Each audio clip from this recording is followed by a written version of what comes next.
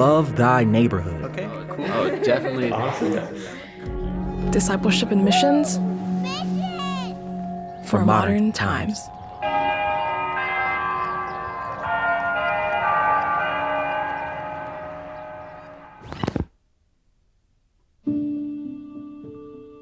Hey, it's Jesse. So back in April 2021, U.S. military troops began leaving Afghanistan for good. And soon after, the Taliban actually took over Kabul, the city's capital, and was now in total control of the country's government. Millions were displaced and forced to flee their homes, including Afghan Christians. Despite conversion to Christianity being illegal under the government, there's actually been steady growth, with an estimated 2,000 Christians in 2013 to around 10,000 in 2021. So we wanted to know, what happened that caused this massive growth of Christians in Afghanistan? And then what happened to them when war broke out? So today's episode actually comes from the Gospel Coalition's long-form podcast, Recorded. Sarah Zylstra shares stories of Afghan Christians navigating life after a government takeover. All right, here's the episode, Escape from Kabul.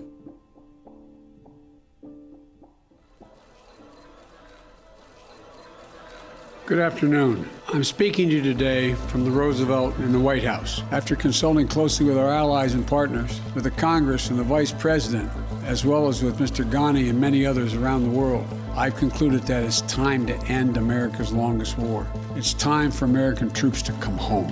The United States will begin our final withdrawal, on May 1 of this year. We'll not conduct a hasty rush to the exit. We'll do it responsibly, deliberately and safely, and we will do it in full coordination with our allies. When Joe Biden announced last April that all American troops would be leaving Afghanistan, nobody familiar with the country thought it would be able to stand up against the Taliban. The wobbly Afghan government, paid for and propped up by the United States since 2004, had never seemed to grow any stronger or any less corrupt. Meanwhile, the Taliban never seemed to give up. The Islamic fundamentalist group had been overthrown by the U.S. invasion in 2001 and had been waging a persistent insurgency ever since. When the cold of winter came each year, they would retreat south to Pakistan, where they would rest and reorganize. When the weather warmed up, they would emerge and take control, mostly over southern rural areas of the country. U.S. intelligence initially estimated that the Afghan national government could last about 2 years on its own. But you know this story. In just 10 days in August, while the Americans were still in the country, the Taliban swept through every single provincial capital, including Kabul. They advanced so quickly, they surprised even themselves. The Taliban is in control of Afghanistan by surprise. Caught off guard, thousands of Afghans began to run, especially those who feared for their lives. Former employees of the collapsed government, those who had worked with Americans, and Christians. The Christians were especially interesting because while conversion was illegal even under the Afghan government, the number of believers had been steadily growing from an estimated 2,000 in 2013 to about 10,000 in 2021. How were so many hearing about Jesus? With everybody keeping their faith a secret, how were they connecting with each other? And how on earth were they going to get out? Humanitarian crisis now involving children on the edge of starvation, a 2-year-old weighing just 11 pounds. And with the Taliban now in control, ISIS is now taking aim at them. See this as an opportunity and attack us like they did and think that they could overrun a couple of provinces.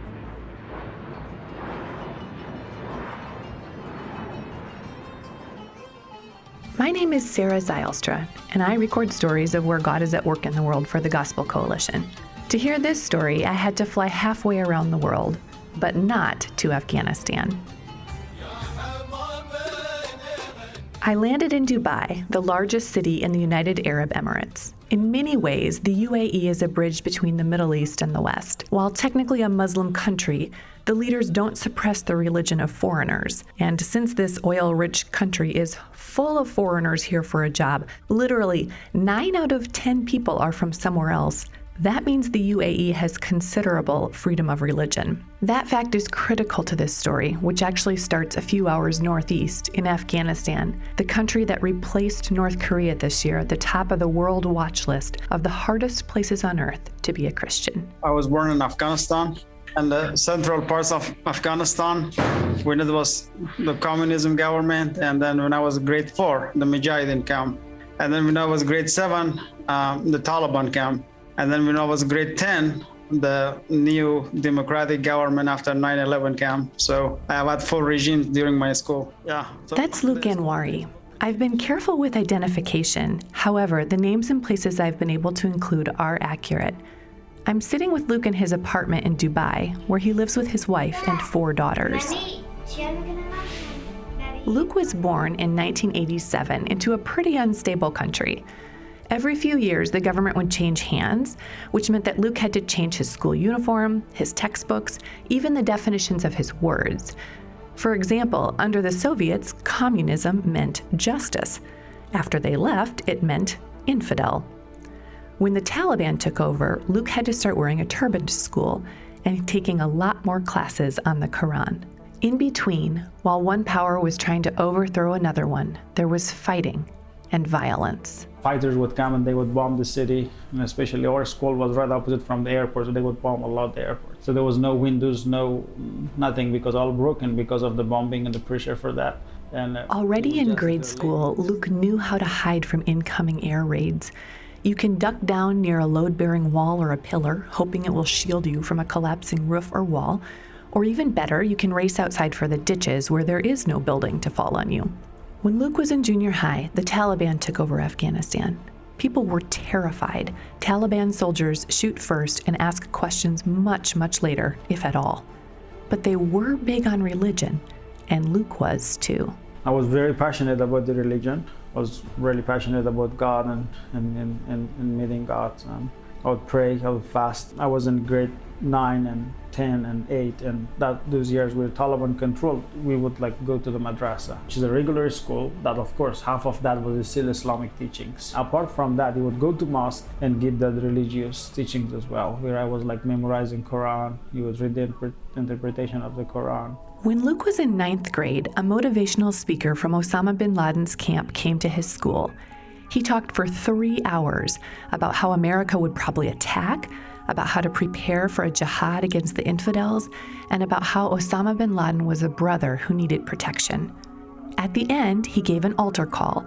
Whoever wants to dedicate themselves to the holy war, step forward now. Moved, Luke came forward. He did want to give his life to Allah. He was given a black turban to wrap around his head, and everyone applauded. But later, when he told his father what he'd done, his dad exploded, even chasing him around the house.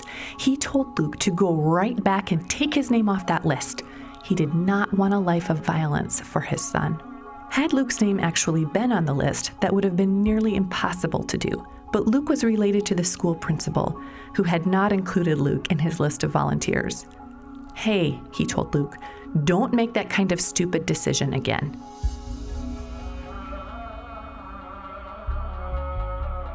A few months later, Al-Qaeda terrorists flew planes into the Twin Towers in New York, the Pentagon in Washington, D.C., and a field in Pennsylvania. Al-Qaeda was based in Afghanistan, and a furious President George W. Bush demanded that the Taliban extradite Osama bin Laden. The Taliban refused, and in early October, a U.S.-led coalition easily toppled the regime. That fall, Luke headed to medical school in Kabul, where NATO and American forces were trying to set up a fledgling democracy. In his province of 1 million people, he'd been one of only 12 boys who'd been able to finish enough school to graduate. Around this time, Luke was having his own crisis. He read about God meeting Moses in the burning bush and on Mount Sinai. "Why can't I meet with God?" he asked his teachers. "We'll pretend we didn't hear that," they told him. "You aren't supposed to ask questions like that." Luke was confused by that, and also discouraged by his prayers, which never seemed to do anything. Islam was starting to seem like a collection of made-up stories. Tired of it, Luke quit religion. But it was harder for him to quit God. About That I remember that we were studying anatomy of human body the first semester. The second semester we were studying physiology, which more get into the system of body, how it works. And I remember that our professor was explaining, and he was saying that if you build machines to do the function of our organs, there would be so many, it would need a lot of space, a lot of energy, and a lot of manpower to run that. And that was making me very curious that it should be a God that makes this. At school, Luke became friends with some South Koreans. They prayed like he'd never seen anybody pray before. He figured that since they were from the East, they were Buddhists. Nope, they told him, we're Christians. More specifically, they were Presbyterians. Scottish and American Presbyterian missionaries brought Christianity into Korea in the late 1800s, where it was immediately popular. After the Korean War, Christianity continued to boom in South Korea, more than tripling in followers from 1950 to 1970. By the early 2000s, when Luke was at medical school, the Korean church was sending out more missionaries than every other country except the United States. They didn't stick to easy places either. South Korean missionaries have been kicked out of Pakistan, kidnapped and killed in Yemen, and beheaded in Iraq. When Luke first asked his Korean friends for a Bible, they were too scared to give him one. "Come to our house and you can read it here," they told him. So every Friday, he went. They started with the Gospel of John. Luke couldn't understand it, but his heart got caught on John 10:10. "The thief comes only to steal and kill and destroy. I came that they may have life and have it abundantly." In Farsi, that phrase is translated as, "I have come to give you eternal life." And the very first time I meet with my Korean friends, I went to that verse, I opened that and I said, I have a question, explain to me what really this means. I'm really upset at that. I said, what does it mean to have eternal life? They said, if you believe in Jesus, you will have eternal life. I said, you will not die? They said, no. I said, how not die? Where is your parents? Look at the graveyards, there's crosses on top of that. Are these people not dead?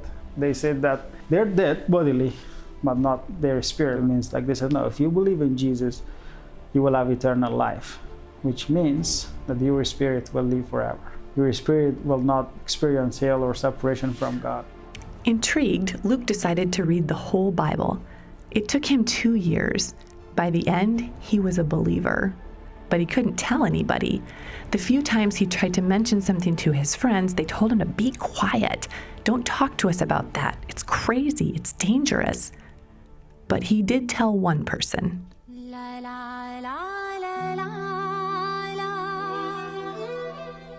Before Luke was born, he was engaged to Sarah, a girl who also wasn't yet born. Their grandparents were from the same village, and their fathers were friends. When their mothers became pregnant, their fathers decided that if the genders worked out, one boy and one girl, they'd cement their family's long friendships with a marriage. Sarah also knew how to hide from air raids and what it was like to grieve loved ones killed by rockets. But unlike Luke, she had a huge gap in her education. The years the Taliban had been in charge, she'd had to stay home from school. Sarah was 17 and in 8th grade when she was formally engaged to Luke. They didn't know each other well, but at their engagement party, he did confess to her that he was a Christian. She had no idea what that was, so she told him it was okay. After they got married, she noticed he wasn't praying at the mosque with the other men, and so she asked him about it, and he gave her a children's Bible. When I read this one, I really like this story. Yeah. And I said, I love this story. I really wanted to read this. Okay. But they tell me, okay, you have to read very secretly. They did read secretly in their bedroom in his parents' house. After the children's Bible, they began reading the full Bible together. It was both confusing and lovely to her. She was living in a family and a culture that was Muslim, and she could see a difference in Luke. She could also see a difference in his friends. As you can imagine, it was tricky for Luke to get Christian friends. In his province of almost 1 million people, he was the only believer he knew. Even under the US-funded government, conversion was not allowed, and so he looked for foreigners. When a friend told him about 3 foreigners who prayed before they ate food, he knew he needed to meet them. The guys were on a humanitarian mission and had begun working at the hospital where Luke, now a radiologist, was taking x-rays. He was scared to tell them he was a believer, and when he did, they were scared to hear it. They checked with his South Korean friend to make sure he was telling the truth. Their fear was well-founded. Within the year, the secret police told the humanitarian workers to stop talking to people about Jesus and they asked so many questions about Luke that his boss told him he would have to resign. But by then, Luke and the foreigners had built a friendship, reading the Bible and praying together, and showing Sarah what Christian love looked like. That helped to convince her of the truth of Christianity. When the family began asking Sarah why she wasn't praying in the mosque, she told them she was praying in the privacy of her room. She didn't tell them she was praying to Jesus. Really feel like the lightness. I come from dark place to the light place. Before I'm very in the dark place. I don't know. Luke's friends connected him with a Christian from Bangladesh who connected him to a mission organization. He and Sarah did discipleship training for a few months in India, and they came back bolder. But I want to share my faith with others. Right. I don't know how. So Right. I learned about mission. I learned about how to share your faith. So really, it's like a whole different chapter. And this is what I'm going to do the rest of my life. This is what I want to do. The timing couldn't have been better. In 2010, Christianity was bubbling just a bit in Afghanistan. For example, a city that had 1 or 2 believers in 2005 had 15 believers in 2010. You could find Afghan Christians now if you were careful, and a small network was beginning to connect. One new believer was named Ramazan. He'd grown up in a Muslim family and he was precocious. By the time he was 15, he had memorized 10 chapters of the Quran and was preaching in the mosque. He was also reading philosophers, Kant and Descartes and Sartre. Those thinkers stumped Ramazan on this question: if God created everything, who created God? Without a good answer, he gave up on Islam. But he couldn't stop the longing in his heart for God. He'd heard about Jesus, and once, in a desperate situation, out of gas and far from home, he prayed to Jesus for help. He switched on the motor and miraculously made it another 25 kilometers. He told Jesus, "I am your soldier." For the next 2 years, Ramazan looked for a Bible, finally finding one through some Americans. Immediately, he took it home and shared the gospel with his friends and his family. Within a few years, he'd watched 12 people accept Christ. Around the same time, a young Muslim named Ramat went to visit his brother in India. Both their grandfather and their father were mullahs, leaders in the mosque, but Ramat's brother told him he'd converted to Christianity while watching God TV on a trip to Saudi Arabia. Ramat was livid, attacking his brother with both his fists and his words. After he calmed down, his brother told him to try reading the New Testament. And because Ramat was the younger brother, he did. By his second time through, he was hooked. Ramat didn't know any believers in Afghanistan, so he spent a few years outside the country. He felt called back in 2010, just as Christianity was starting to attract some attention. The problem was, the attention wasn't good. In the summer of 2010, a television station aired the baptism of some Christian converts. The reaction was intense. In 2 cities, hundreds rallied against Christianity, and several lawmakers said publicly that those who converted should be executed. The government intensified its search for believers. In August, they found Luke and Sarah.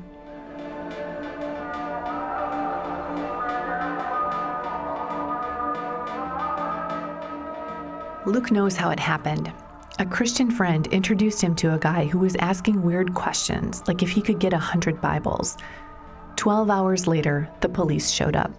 A lot of police, 50 to 60 officers from the Afghan intelligence service, from the prosecution department, from the anti-terrorism units. And then they just raided our home. They said, "We know everything about you." They just right away come to my bedroom and handcuff me on the back, and they, sorry, our kids are sleeping. They have Sarah, I've got Poet, she's sitting in one corner. They asked if Luke was a Christian. He said yes. They asked where his Bibles were. He showed them. When they dragged him out of the house to the car, he could see the neighbors gathered around, could hear them cursing him and wishing they'd known he was an apostate, so they could have burned him alive. But those things we expected. We knew that when we are arrested, when we are find out we're believers, we knew that people are not going to be kind to us. There's going to be worse punishment to that. So we were not surprised by anything they would say or police would say. Staring down the barrel of a gun, Sarah didn't know what to do. When her daughter started crying, the woman accompanying the police, to make sure they weren't alone with a woman, told them they'd have to leave the room so she could feed the child. After they were gone, she advised Sarah to play dumb. Tell them you don't know anything. Sarah did, and the police let her go. But Luke and one of his Christian friends were taken to the police station and then to the Afghan intelligence service because their crime, provoking differences between religions, was against national security. There was a lot of evidence against them, Bibles and books, but the most evidence was on Luke's laptop, where he had documents and emails that would lead to other Christians. But God works even through corruption. Before Luke's laptop could be processed, someone in the Afghan law enforcement stole it. No other Christians were arrested. Instead, for the next month, Luke and his friend were kept with dangerous prisoners, many of them Taliban extremists. Pastor Terry Jones joins us now from Gainesville. Also with us from Orlando is Imam Mohammed Musri. He was going to burn the Quran. At that time, an American pastor named Terry Jones announced that he was going to burn the Quran on the anniversary of 9/11. The anti-Christian fervor in Afghanistan whipped up, with thousands taking to the streets. Inside the prison, Luke's fellow inmates reasoned that if they killed him and his friend, they would be rewarded by going to heaven. Only tribal warfare among the prisoners kept Luke and his friend breathing. The guards also tortured and questioned Luke and his friend. Who else is a Christian? Where are you getting your money? Who's persuading you to do this? The hardest part was 7 days in solitary confinement in a room too small to even lay down in. A small little window, you have to jump and then you will see the sky. Small cell, there's nothing, no pillows, nothing, a very hard carpet. There's absolutely nothing. How and did they you just get beat through you and that? slap you, and they have a 2 times bathroom break for 1 minute in the morning and 1 minute in the evening. During the day, there is nothing. You just manage yourself. The physical pain from attacks by both the guards and the other prisoners lasted for weeks. Later, when Luke and his friend got out, they would need immediate medical care. The thing is, it wouldn't have been hard for Luke to leave. All he needed to do was to come back to Islam. Honestly, it was tempting. One day I said, I'm going to just get out of there. I was worried about my family, about my girls, 3-year-old and a 1-year-old. I don't want them to be raised by a Muslim family. That was difficult. So I'm going to go and tell them. But then I, kind of reviewing back to what happened into my life, how did I become a Christian? But maybe they're right. Maybe it's a coincidence. Right. Maybe it's not the truth. Luke went back and reviewed everything in his mind. He had gone looking for God. He had asked to read the Bible. He had decided to follow Jesus. He had been called and directed by the Holy Spirit, certainly, but he hadn't been persuaded by anybody else. It's between me and God. Yeah. Whether it's totally truth or totally lie. But it's not, nobody persuaded me, and I'm not persuaded because of anything.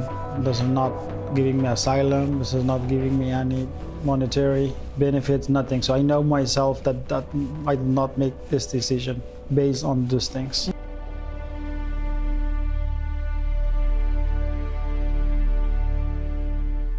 Luke signed a confession written by his captors. It said he had left Islam and converted to Christianity. He was proud of that decision, and he didn't regret it. His jailers were thrilled, confident he'd just written his own death sentence. But it also helped Luke settle into the peace of God's presence. He shared the gospel with the guys around him. He was about to die, so why not? He answered questions, explaining that no, Christians and Jews aren't responsible for all of the evil in the world. And yes, Christian parents do love their children. With every moment that God was with him, he grew more and more confident in his faith. And then one day, Luke and his friend were moved to the capital city. As soon as they got off the plane, their guards took off their handcuffs and told them they were free. Luke didn't believe that for a minute. Maybe the guards were going to shoot them as soon as they walked away. Maybe they were going to follow them to some other believers and arrest everybody. Luke and his friend did not know what to do. Like characters in an action movie, they left the airport, jumped onto a taxi, rode for a while, got out, and jumped onto a bus going a different direction. They wandered around the streets this way and that until they were lost. They cut their long beards, bought new clothes, put on scarves and sunglasses. Finally, Luke called some of his foreign friends to ask for help. "Tell us some of the things that we did together," they said, to verify that it was him. And then they connected him to Christian aid workers who could help. Days later, when his body was rested and beginning to heal, Luke went to get Sarah and the girls, who'd been bouncing between his parents and hers. Seeing Luke's arrest on TV was the first time anyone in their families even heard of his Christianity, and nobody was happy about it. Luke's family suspected Sarah had turned him in and they would barely speak to her. Sarah's family suggested a divorce so that she could marry again. The neighbors warned that somebody needed to take the kids away from both of them. After Luke was freed, everybody tried to keep him away from Sarah. She was locked in her room, told if she saw him again, she would be erased from the family. Finally, after a lot of arguing, her father brought her to Luke's house, and here's what she told Luke. Anywhere you're gonna go, I'm gonna go with you. I'm not staying here anymore. Which is, I say, even in America, if you're going to America, I'm not stay here anymore. Yeah. He said, okay, you can pack your stuff when we don't know where we're gonna go. Early in the morning, they ran away to Kabul. They stayed 3 months, too scared of another arrest to even sleep at night. Then they fled to Pakistan for a few months, where they connected with a mission organization for more discipleship training. When the police picked up 2 of their colleagues, they had to make a midnight escape. They stayed with a friend for a few weeks and then moved back to Afghanistan. Coming back was like a fresh start, but to an odd, unstable life. Luke and Sarah would settle into a city where Luke would work a day job in finance or construction or whatever he could get, and they would find believers to pray with. At this point, they knew about 65 other Christians. Every night after 10 o'clock, every one of them one by one come to our apartment, and then we will sit down and pray for 2-3 hours until midnight. Nobody's going out. We're not showing our faces. All of us have been in prison. At this point, we don't know what we will do, but we are just sitting and praying and reading the Bible and praying. And then, when they had time, 4 or 5 guys would buy some Coca-Cola and then drive around the city or head to a public park to read the Bible and pray. We drank a lot of Coke, Luke said. The group grew to 100 and then 120. Every few months, Luke would run into trouble. For example, a call from the Taliban threatening to bomb his home. Luke and Sarah started keeping a suitcase packed with some extra clothes and some food in case they needed to run immediately. If they had a little more time, they could pack the whole house. Sarah got so good at it, she can box everything up in 2 days. In 4 years, they moved 11 times, and their network of Christian friends grew to 450. In November 2014, Luke was out of town and missed a meeting with some fellow believers. It saved his life. Armed Taliban insurgents, including a suicide bomber, showed up. They shot dead a South African Christian, his 2 children, and an Afghan believer. And then they set the place on fire. It was the 3rd attack on a foreign guest house in 10 days, and it put a lot of pressure on the government. The police chief resigned. The Taliban spokesperson said, "Hey, we were just trying to kill the Christians." The government knew who was supposed to be in the meeting, and they called Luke to come in for questioning. Luke and Sarah's friends told them to get out of here. It's not hard to get a tourist visa to the UAE, so that's what Luke and Sarah did.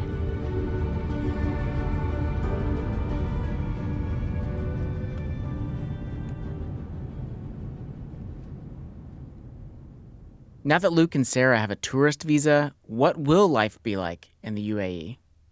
Will they ever get back to Afghanistan? We'll get back to their story after the break. Stay with us.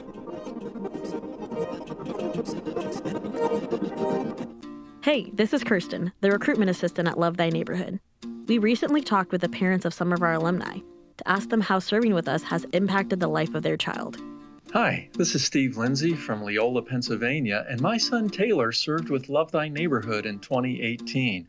That was a year that was life-changing, and one in which we saw him grow in his faith, his self-awareness, his leadership skills, and in his passion for those in the margins of society. We honestly believe that that year invested will have not only wide-ranging, but eternal impact.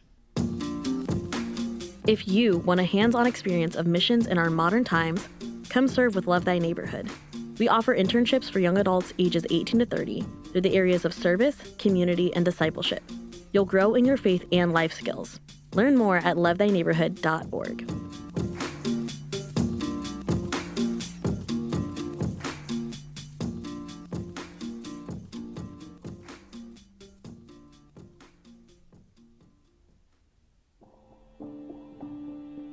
Love Thy Neighborhood podcast, Jesse Eubanks. We've been listening to the story of Luke and Sarah from the Gospel Coalition's podcast Recorded. Luke and Sarah are Afghan Christians who have just narrowly avoided a Taliban attack and a suicide bomber. After Luke is investigated by the government, they have no choice but to leave Afghanistan. And now, they're headed to the United Arab Emirates. That's where we'll pick up.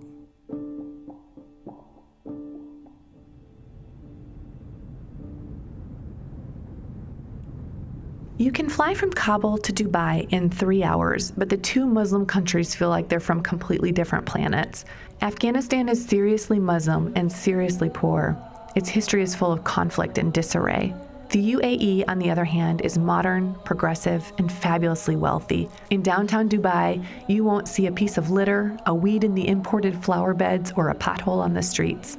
The malls and the beaches are huge, clean, and packed with people.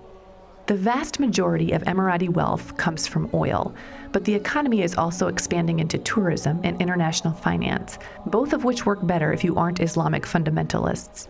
For example, in December, the government suddenly announced that the Friday-Saturday weekend, built around the Muslim holy day of Friday, would be switching to a Saturday-Sunday weekend to match the West, with a half day off on Friday for anyone who wanted to go to afternoon prayers. The UAE has always been relaxed about religious freedom for foreigners. That's why, back in 1972, missionaries and Christian oil men were able to start the United Christian Church of Dubai. The evangelical church has grown to about 600 Christians who hail from all over the globe. About 15 years ago, they called a pastor named John Fulmer, who had come to faith at Capitol Hill Baptist Church and been discipled by Pastor Mark Dever. Through the missionary connection from years before, John met Luke. We came to recognize this guy needs to be in our pastoral internship program. I'm sitting in John's office, listening to him and Associate Pastor John Welkner, who oversees the pastoral internship program. Shortly after he landed in the UAE, Luke did start the program. It took a while, though, before leaders realized what else Luke was doing. Only slowly did we come to realize that Luke was orchestrating a parallel ministry back in Afghanistan. And he would tell us about phone calls he was having or decisions he had to make. And yeah, we slowly came to realize that he was orchestrating dozens of relationships and house church leaders. These were guys he had been in partnership with in Afghanistan before he had to leave. Most interns don't come with an already established network of house churches, but Luke's a natural leader. In fact, John compared Luke's unofficial influence in the Afghan church to that of a bishop.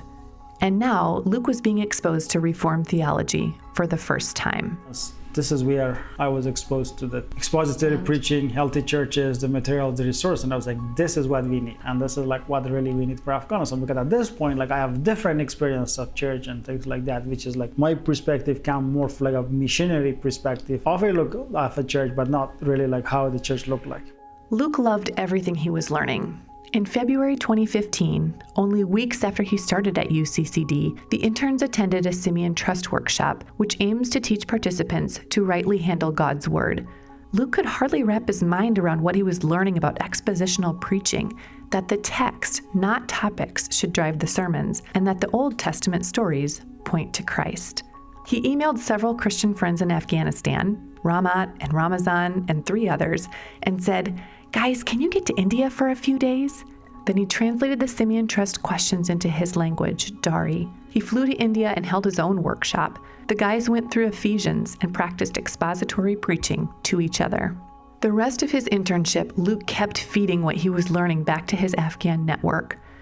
Afterward, he began working with a UCCD church plant about an hour north of Dubai in the emirate of Ras Al Khaimah. There, he and Pastor Josh Manley started hosting Afghan pastors, some, like Ramat, for a week of intense Bible training, some, like Ramazan, for a 9-month internship.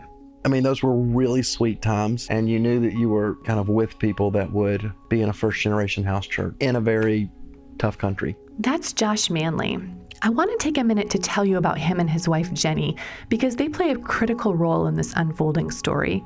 Both were born in Mississippi, and both grew up loving politics. They met their first day working in the U.S. Senate in 2001, and they spent the next 10 years working their way up.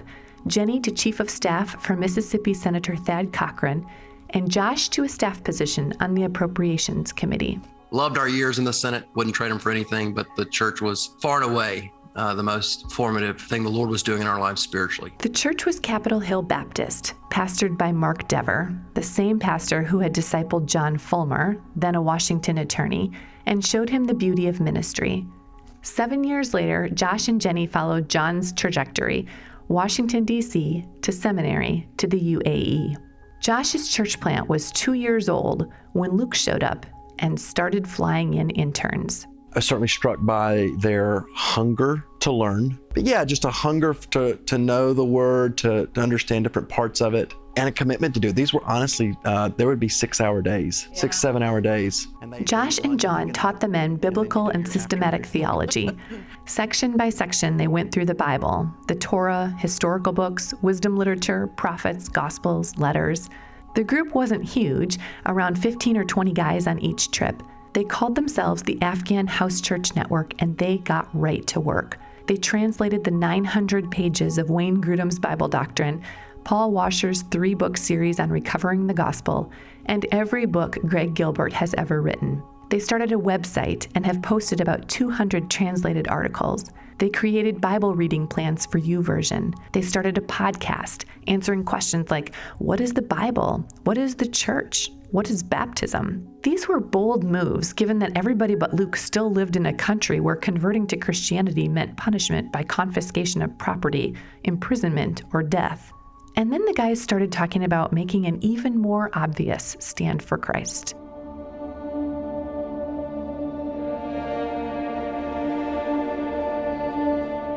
On every Afghan identity card is a line for religion, Islam or other. The card is electronic, so when it gets scanned, more information about you pops up. And that's where it shows what other means for you. If you're Jewish, Hindu, Sikh, Christian. A few years ago, the Afghan House Church Network started talking about changing their IDs. And so that's the number of people they gathered and they prayed about it and they thought we were doing that, but just because we want to, honor God and we want to have this for our kids, because in the future, for their marriage, for their education, everything, if their ID says Islam, then they have to go through the education. By the summer of 2021, after years of thinking and praying, Ramat and Ramazan and some others were ready to make the change. But on top of the normal consequences for conversion, they had seen what had happened to Luke, there was now an added complication. In April, President Biden announced he'd be pulling out the last of the American troops. And we know that this is going to come. We know that Taliban are going to come, especially the troops moving forward. It's getting tense. We might lose some provinces, but nobody thought that Kabul would fall that fast. In their Zoom meetings that summer, Luke talked with the Afghan Christian leaders about getting them out of Afghanistan. They knew that even if the Taliban didn't take over, the government would be harsher without the NATO presence. They figured they could get some of the more prominent guys into the UAE for internships, and after that they could take stock of their next move. And then they talked about the decision to change their IDs. Simon's like, are you guys sure that this is really what you want to do? They said, no, we have no problem with that. So it seemed like they were looking at a closing window. If they moved before the Americans left, there was a better chance they could safely change their IDs. If they waited, they might not ever get another shot to do it. Ramat and Ramazan went first, along with their wives and children. They had no problems. You sure you want to do this? The officials asked. Yes? Okay then. It is a strange mystery, a providence of God that happened. And, was it because the government was distracted and didn't care, that this happened? Yes, that officially happened. Emboldened, other Christians got in line. Around 120 people safely changed their IDs. 40 more were in the pipeline. It felt like a miracle. Everyone was elated at how smoothly things were going. And then, August. A humanitarian crisis now unfolding. Children on the edge of starvation. A 2-year-old weighing just 11 pounds. And with the Taliban now in control, ISIS is now taking aim. There weren't a lot of NATO troops left in Afghanistan in early 2021. Less than 10,000. By the end of May, only American troops were left, and only 2,500 of them. As the U.S. moved out, the Taliban began moving in, grabbing control of more and more rural areas. By the middle of June, U.S. intelligence had revised its estimates. It won't take 2 years for the Taliban to take over after we leave. It might only take 6 months. On August 6th, 3 weeks before the deadline for American troop withdrawal, the first provincial capital fell to the Taliban. On the TV from my hometown, it's 3 or 3:30. All of a sudden, the TV stops. There's no broadcasting. And I pulled the phone and I called my uncle. And I said, everything is okay? He said, no, Taliban, right now, our area, where our homes are, it's under Taliban. And the fighting is like, a few streets over there. And you could hear the shooting that's going on. And the TV went off. Is because Taliban captured that area. So all the staff from the TV station, they flee. As soon as he hung up, Luke's phone started to ring again. He could track the Taliban's advance in phone calls. As the fighters moved through each area, believers there called him. What should we do? Where should we go? He told them all the same thing: run.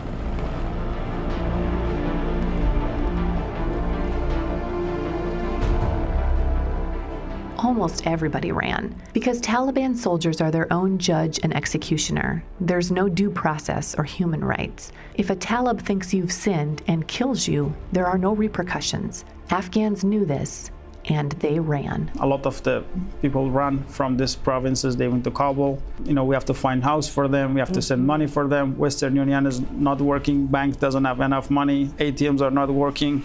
And it's like the phones and the desperate. You have like hundreds of desperate families around that they're fleeing to the next city, into next city, into next city, and trying to figure out a way out. There is nothing. There's no way that you can live. Luke got busy arranging safe houses, calling to see who could host how many and for how long. When someone panicked that their daughters were at work and not dressed to the Taliban dress code, Luke sent his uncle over with burqas. He texted all the church leaders, "Get rid of your Bibles, hide your books, delete your materials."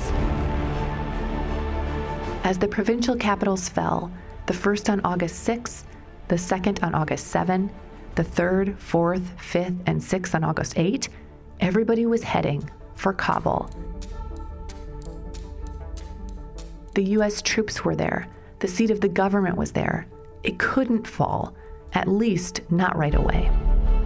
Then the leaders understood that this is not something that's coming, probably 3 months maximum to get to Kabul. At that point, there was only way to get a visa option was to apply for a visa for Pakistan. And that would take about a month to get a visa because they have to wait that long on the embassy to get that. And it's because there was no flight options. So we booked flight for them for August 24th. August 24 would be too late.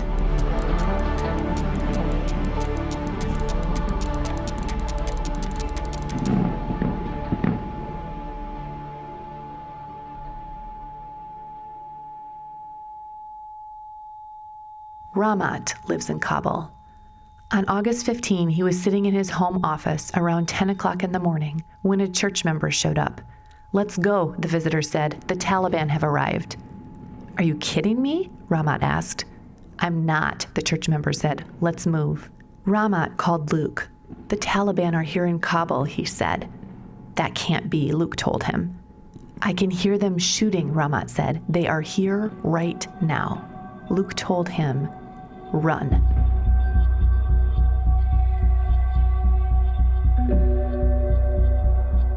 Ramazan was also in Kabul. Leaders from his church came to his house too. They helped him destroy his documents. They erased his flash drives. They deleted even his wedding photos. He'd married a beautiful Christian convert named Shamsia. He said he couldn't bring himself to burn the books, so they put them out on the street where people were looting. Who knows, maybe somebody would take them home and read them. A few hours later, a Muslim relative came to Ramazan's place searching for him. We don't know why, but we can't assume it was to be helpful. Maybe it was to warn him, but it might have been to turn him in, or to loot his things, or to take away his wife and children. But by that time, nobody was home. With passports, a laptop, and a change of clothes, Ramazan, his wife Shamsia, and their children were gone. Joe Biden wanted the American withdrawal to be done responsibly, deliberately, and safely. Instead, the world watched panicked Afghans swarming the tarmac of the Kabul airport and hanging off the fuselages of departing jets. Miscue after miscue, U.S. exit plan unravels, the New York Times reported. Chaotic Afghanistan pullout caps 2 decades of missteps, the Wall Street Journal agreed. The Atlantic called it Joe Biden's Saigon. There were undeniable parallels. As the Taliban rolled in, American commandos were breaking hard drives and burning papers. The U.S. knew it had to evacuate Afghans, especially those who had endangered themselves by working for the Americans. But the average wait time for an Afghan to get a special immigrant visa to America was 4 years. On August 2, the Biden administration announced a priority refugee program, but it didn't actually have staff or a process. And anyway, all of the embassies in Kabul were shutting down, their staff heading for the airport. There was no way out. In the end, the American government would leave close to 100 Americans and at least 62,000 endangered Afghan interpreters and others behind.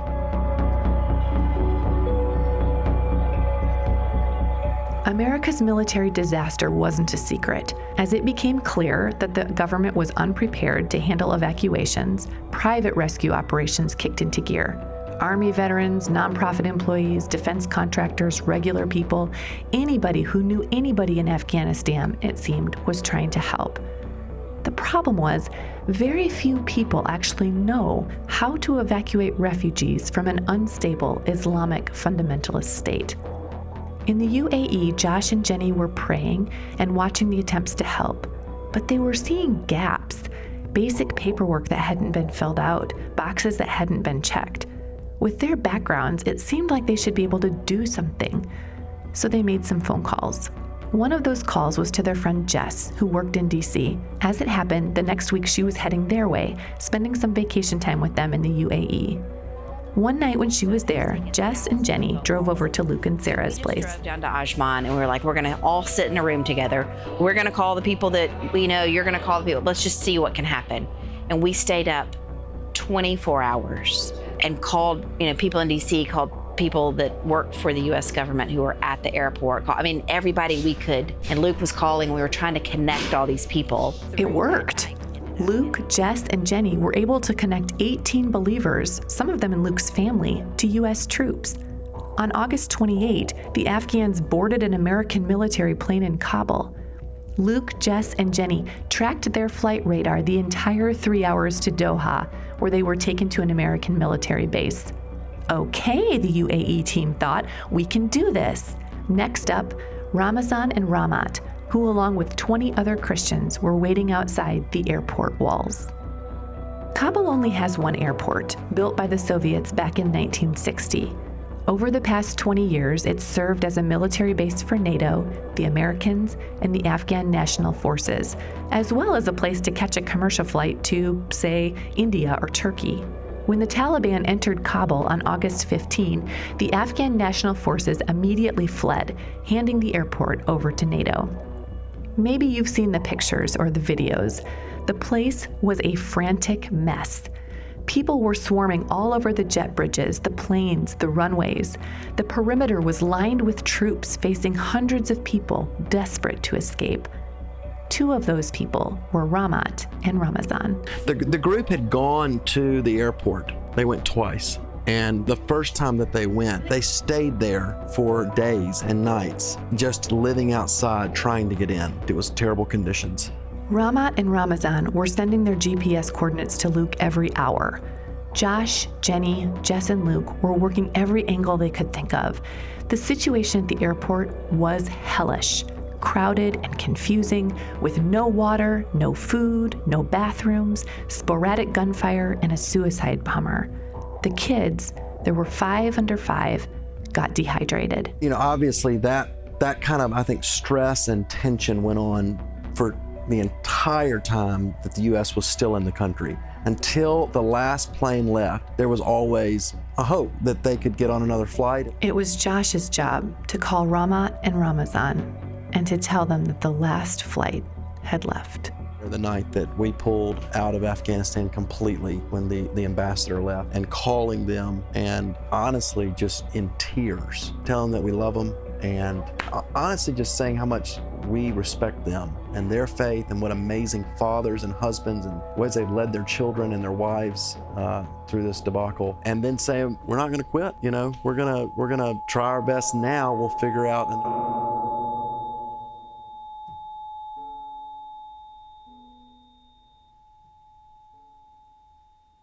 After the break, we hear what happens to Ramat, Ramazan, and their families as they hide and wait out their Taliban pursuers. We'll be right back. Love Thy Neighborhood is now on Patreon, which offers exclusive content to members. For just $10 a month, you can unlock bonus interviews, live streams, ebooks, and more. By becoming a Patreon member, you're helping us make more of the podcast content that you love and supporting our urban missions program. It's really easy to join. Just go to patreon.com/lovethyneighborhood. We'd love to have you with us as we explore discipleship and missions in our modern times. Again, go to patreon.com/lovethyneighborhood and sign up today.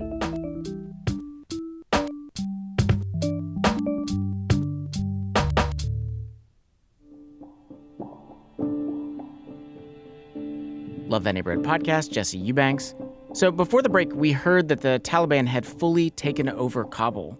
American troops and Afghan people were being evacuated as fast as possible by plane. Afghan Christians, Ramat, Ramazan, and their families waited at the airport for days, but they missed all the planes.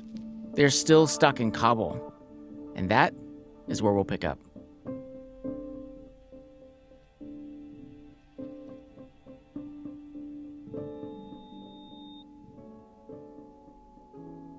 The Christians couldn't go home, especially the leaders who had changed their identification, and so they went into hiding. They stayed with friends, in hotels, or in empty apartments. They moved often. The men grew beards and wrapped turbans on their heads. The women covered up. Everyone was grateful for COVID masks that hid their faces. It was terrifying. In one hotel, the Christians noticed Taliban fighters in the lobby. And that was alarming. And then later they said there's Taliban on their floor. And then they had said they're really all over this floor. This hotel, this is like a Taliban hotel, basically. They're everywhere. And I remember them saying, we know we might not make it.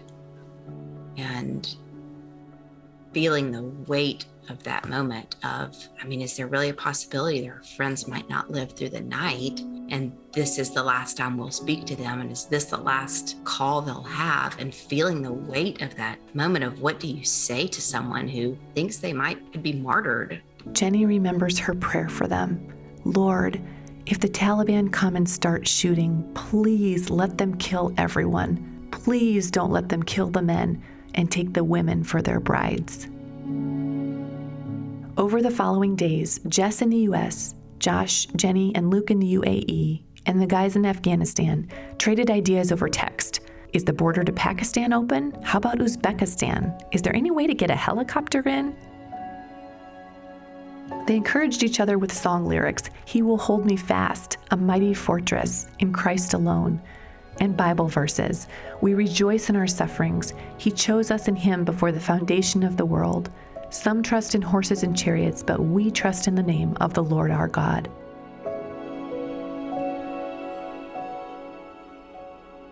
From the Christians in hiding, continually scared and bored and increasingly hopeless, the messages sometimes sounded discouraged. We are all afraid. My daughter especially is afraid. All the doors are closed. All the ways are blocked. How long can we survive through escaping and hiding? Let's give up. On text, Josh and Jess and Jenny said the same things over and over. No matter what, you are safely in the hands of our good and sovereign God. So many people around the world have prayed for you today. We love you. Everybody's nerves started fraying. Nobody was sleeping. The Afghans were terrified of a raid in the night. They were getting messages from those who knew they were Christians, some along the lines of, we are hunting you, and others more like, watch out, the Taliban were here looking for you. Josh, Jenny, and Luke spent their daytime hours coordinating with Afghanistan and their nights coordinating with Washington, D.C. At this point, they were tracking about 60 Christian Afghan families in safe houses. All of them needed food, clothing, and to be moved every few days. The whole thing was costing about $10,000 a day. The only hope is Jesus, Ramazan texted. Otherwise, we'd lose our hope and our minds.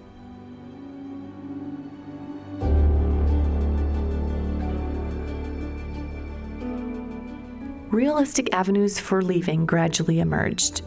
Army veterans, nonprofits, defense contractors, and interested donors were pooling their resources, making deals with airlines and governments to operate chartered flights into Afghanistan. Those flights were hard to get onto, but they were the best option. If you were on a flight, that meant you had a ticket, a passport, and somewhere to go. You were moving legally. A quicker, more certain path out was by land. For $600, you could buy a fake visa and a gate pass and make your way over the border to a country like Iran, Pakistan, or Uzbekistan. That meant you'd be out of Afghanistan.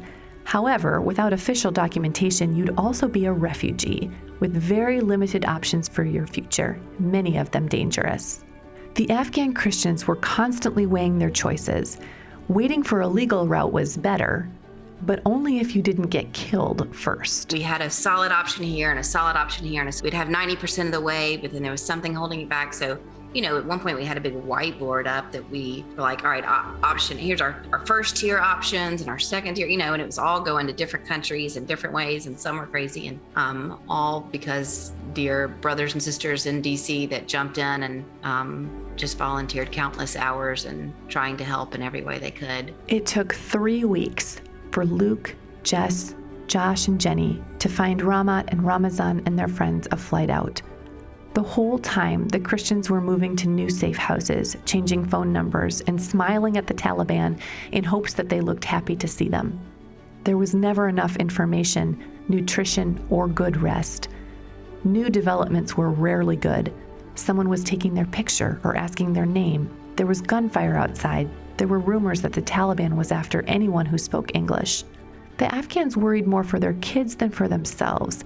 If they didn't get out, what kind of future would they have? Already the kids were starting to get sick, and sometimes they had to spend a night in the hospital.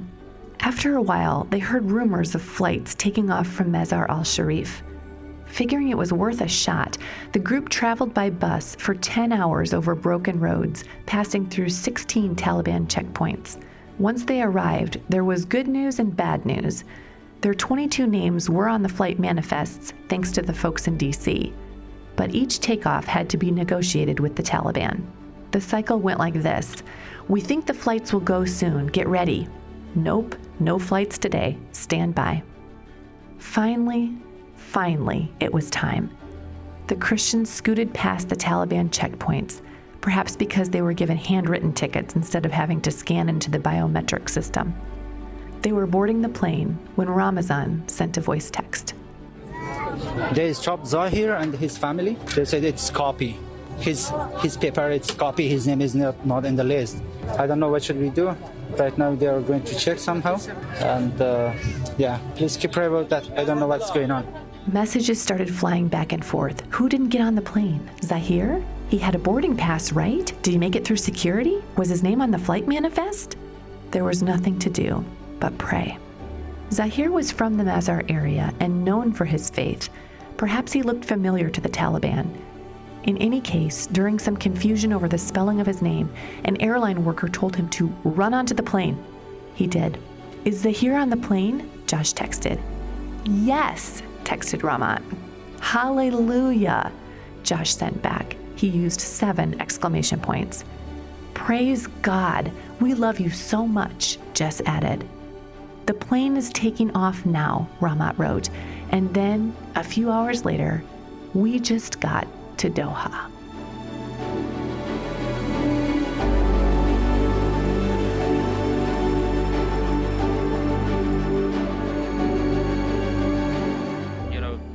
All those moments, every second he was with us. That's Ramazan talking to me a few weeks later from an army base in New Mexico. I was thinking about Matthew 14, when Jesus asked his disciples to go to other side of the sea.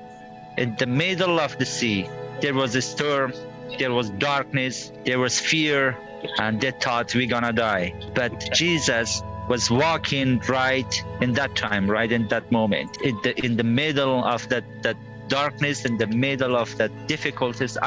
During these 2 months, I was thinking the same thing, where is God? But immediately I was thinking in that part about that part of the gospel, of the of Matthew. Yeah, God is here, but focus on Jesus, not in difficulties. Josh and Jenny were elated at the happy ending. They invited Luke and Sarah over for a celebration. But the whole time, Luke's phone was going off. He's taken all these calls from these desperate believers in Afghanistan, and he's taking calls from people from the West who have money that want to help fund it, and everybody's coming to him saying, help me, connect me. So Jenny, who had always wondered why she'd spent that long season in DC before moving overseas for ministry, went back to her whiteboard, an Excel spreadsheet, and phone calls. So far, she and Luke have helped to coordinate the escape of at least 40 Afghans to the U.S., 50 to Tajikistan, 80 so far to Brazil, 120 to the UAE, and 200 to Iran. But there are still hundreds trapped in Afghanistan, including some who have changed their ID to Christian. They are her highest priority. Every year, Open Doors, which is a group that keeps an eye on Christian persecution around the globe, puts out a list of the hardest places to be a Christian. For the last 20 years, it has been North Korea, and honestly, I thought it always would be. But this January, Afghanistan knocked North Korea out of first place, because now in Afghanistan, Christians are enemies of the state. Not only can they be banned from shopping or medical care, but they can be killed without due process. To those of us outside the country, it can seem as if God abandoned Afghanistan altogether. The Islamic fighters moved in with imprisonments, beatings, and killings. Women were shrouded and sent back home. Today, most girls can only attend school through 6th grade, and only a handful of women have been able to go to work. Women can't take a long journey without a male relative, or appear in public without being covered. Those who protest sometimes disappear. The economy is also collapsing after the removal of the foreign aid that was propping it up. The educated continue to flee the country. There are few jobs, and those who work for the government haven't been paid. At the same time, there is a drought, and wheat and flour prices have skyrocketed 50% over the last 6 months. That means that on the heels of the economic crisis is a humanitarian one. Already, children are dying of malnutrition. There are stories of families trading children for food. Afghans who have protested the Taliban, even just suggesting on Facebook that the government should pay teachers and other civil servants, have been beaten, arrested, or killed. And remember that Taliban spokesperson who claimed responsibility for the murder of the South African family? He's now the Deputy Minister of Information and Culture. The little flame of Christianity seems to be nearly extinguished. Luke estimates there were between 8,000 to 10,000 Christians in Afghanistan before August. It's impossible to know how many are left or how many will be left in a few years. Certainly fewer, and they'll certainly have to be quieter than they were. But don't think for a minute that God isn't at work. Honestly, from the very beginning till now, I could see his hand, his presence, his miracle with us. I really believe, I really see, before I was born, God made this day for us to be here. That's why we are here. That's Ramat. He and the other Afghan house church leaders are now scattered across a handful of countries, but they're still connected, and they're still busy writing and podcasting good theology, now with much more freedom. Luke built a 9 Marks page in Dari. Shamsia did a Simeon Trust workshop in Nashville with Nancy Guthrie. Others are plugging in at local churches. Already, Rama is teaching a class at his church in Dari for other Afghan refugees. Some are even eyeing seminary. And suddenly, what seemed impossible a year ago, that any of these Afghan church leaders would ever be able to get more than a few months of training with Josh and John in the UAE, is not only possible, but probable. These days, Rama and his family live in Louisville, where he's part of Emmanuel Baptist Church. Ramazan lives around the corner. He goes to 3rd Avenue Baptist, where his pastor is Greg Gilbert. Ramazan has all of his books. And there's more.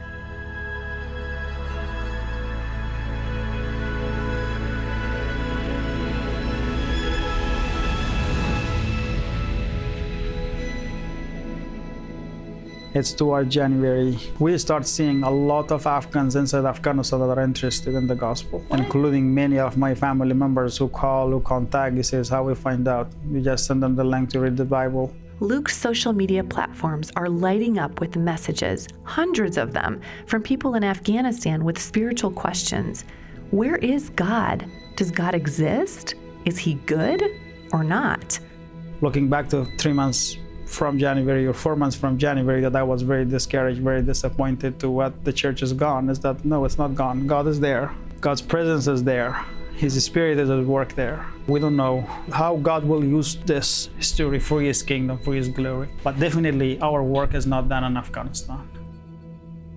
It's not done in Louisville either, or in Brazil, or in the UAE. In one sense, the Afghan church has just sent out hundreds of missionaries, all of whom came to faith in the most unlikely of circumstances, endured tremendous persecution, and watched God perform an amazing rescue. It's a glorious story because these brothers and sisters held to their faith. They were faithful. They were going to be faithful until the end. They were willing to pay the highest cost, and the Lord rescued them. And it's absolutely glorious. The Lord did what he has done many times over for his people. And this story, I mean, obviously we'll know the full ramifications of it in eternity, but it's been such a privilege to see what the Lord's done.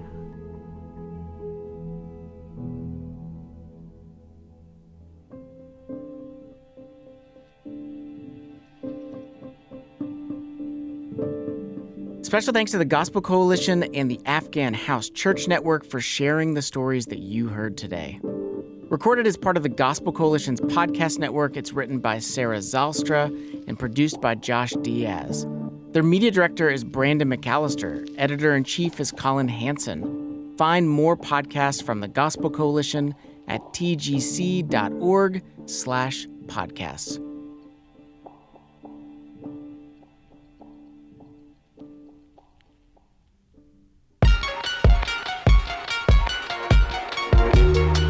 Our senior producer and host is me, Jesse Eubanks. Anna Tran is our media director and producer.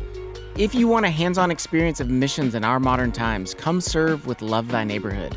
We offer internships for young adults ages 18 to 30 through the areas of service, community, and discipleship.